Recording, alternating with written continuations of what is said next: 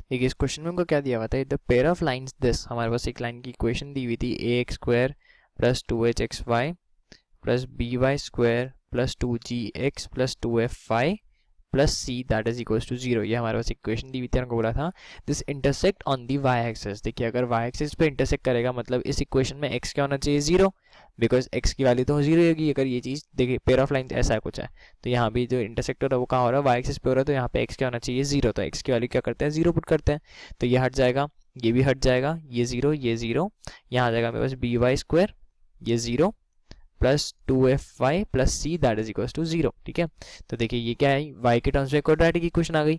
अब y के terms में क्वाड्रेटिक इक्वेशन में बोल सकता हूँ कि ये तो सिर्फ एक सिंगल पॉइंट पे मीट हो रही है, सिंगल पॉइंट ये ना, दोनों के दोनों जो पेयर ऑफ स्ट्रेट लाइन है वो कहाँ मीट होंगे, एक सिंगल पॉइंट के ऊपर होगी, मतलब इसका जो डिस्क्रिमिनेंट होना चाहिए that should be equal to 0। तो यहाँ b² मतलब 4f² minus 4bc that should be equal to 0, तो यहाँ से आएगा f² इक्वल टू bc। देखिए एक हमारे पास सोल्यूशन आ गया f² इक्वल्स टू bc, ये क्लियर हो गया।